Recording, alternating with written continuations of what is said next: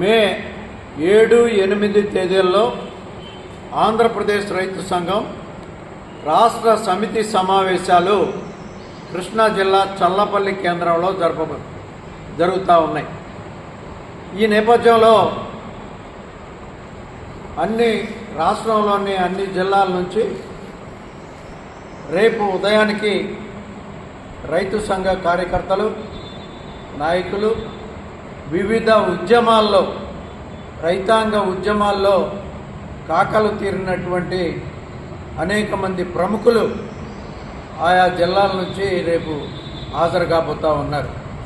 ఈ సందర్భంగా ఆంధ్రప్రదేశ్ రైతు సంఘం ఆధ్వర్యాన ఉదయం 9:30 గంటల నుండి మధ్యాహ్నం 1 గంట వరకు రైతాంగ సమస్యల మీద ఒక సెమినార్ని కూడా నిర్వహిస్తూ ఉన్నాం. ఈ సెమినార్లో స్థానిక ఎమ్మెల్యే మండలి బుద్ధప్రసాద్ గారు, అదేవిధంగా నీటిపారుదల రంగ నిపుణులు అక్కినేని భవానీ ప్రసాద్ గారు, రైతు నాయకులు, పామోలిన్ రంగంలో నిష్ణాతులు, ఆయిల్ పామ్ స్టేట్ అధ్యక్షులు వీర్రాఘవరావు గారు, ఆంధ్రప్రదేశ్ రైతు సంఘం రాష్ట్ర అధ్యక్షులు జి ఈశ్వరయ్య గారు, ఆంధ్రప్రదేశ్ కౌలు రైతుల సంఘం ప్రధాన కార్యదర్శి పి జమలయ్య గారు, రైతు సంఘం రాష్ట్ర కార్యదర్శి యలమందరావు గారు తదితరులు అందరూ కూడా రేపు జరిగేటువంటి కార్యక్రమంలో పాల్గొనబోతూ ఉన్నారు. అదేవిధంగా ఇవాళ గత అనేక సంవత్సరాల నుంచి అటు కేంద్రంలో ఉండేటువంటి ప్రభుత్వం కానీ, రాష్ట్రంలో ఉండేటువంటి ప్రభుత్వం కానీ మరి రైతాంగ సమస్యల్లో అనేక సమస్యలకి కారణభూతులవుతున్నారు. వాటన్నిటి మీద కూడా రేపు ఎల్లుండి జరిగేటువంటి రైతాంగ సదస్సు అనంతరం జరిగేటువంటి మరి చర్చలో వాటన్నిటినీ కూడా సమీక్షించి భవిష్యత్ కార్యక్రమాన్ని రూపొందించబోతా ఉన్నాం. ప్రధానంగా కృష్ణా జిల్లా అనేక ప్రాజెక్టులు, చిన్న ప్రాజెక్టులు, పెద్ద ప్రాజెక్టులు, గత 150 సంవత్సరాల చరిత్ర ఉన్నది కృష్ణా డెల్టాకి. కానీ ఇవాళ కృష్ణా డెల్టా కావచ్చు, గోదావరి డెల్టా కావచ్చు, ఇవాళ సరైనటువంటి కాలువలు లేక, మరమ్మతులకు నోచుకోక అనేక ఇబ్బందులు రైతాంగం పడుతున్నారు.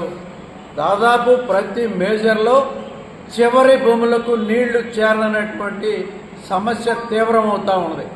అందువల్ల ఈ అంశాలన్నింటినీ కూడా చర్చించబోతున్నాం.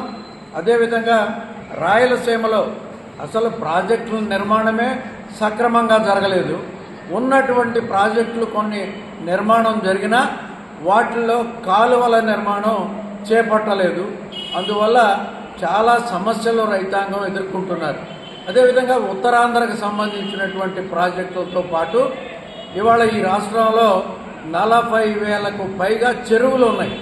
ఆ చెరువులన్నీ కూడా మరి అన్యాక్రాంతం అయిపోతూ ఉన్నాయి, ఆక్రమణలకు గురవుతూ ఉన్నాయి, మరమ్మతులకు నోచుకోకుండా ఉన్నాయి.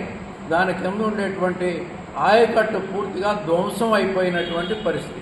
అందువల్ల ఈ అంశాలన్నింటినీ కూడా మరి నీటిపారుదల రంగంలో ఉన్నటువంటి సమస్యలన్నింటినీ కూడా రేపు చర్చించబోతున్నాం. అదేవిధంగా ఇటీవల కాలంలో ప్రత్యామ్నాయ పంటగా పామాలిన్, అదేవిధంగా కోకో, కొబ్బరి వీటన్నిటినీ కూడా కొన్ని కొత్త ప్రాంతాలకి ఎక్స్టెన్షన్ జరుగుతూ ఉంది. కాబట్టి ఈ పంటకి భవిష్యత్తు ఏంటి, ఈ పంటలకి భవిష్యత్తు గ్యారంటీ ఏంటి, మద్దతు ధరలు ఎలా ఉండబోతున్నాయి, అదేవిధంగా ప్రభుత్వాలు ఏ రకమైన పామోలిన్ రైతుల సంఘం అధ్యక్షులు వారు హాజరయ్యి పార్టిసిపేట్ కాబోతూ ఉన్నారు. అదేవిధంగా మరి రాయలసీమని ఉద్యానవన హబ్గా తీర్చిదిద్దడానికి రాష్ట్ర ప్రభుత్వం కృషి చేస్తున్నాము అని చెప్తున్నారు. కాబట్టి కానీ ప్రయత్నాలు అయితే జరుగుతున్నాయి. కానీ దానికి తగినటువంటి మార్కెట్ సౌకర్యం ఏ పంటకు కూడా లేకుండా పోతూ ఉంది. అందువల్ల ఉద్యాన పంటలకి సరైనటువంటి మార్కెట్ వసతి కల్పించాలి.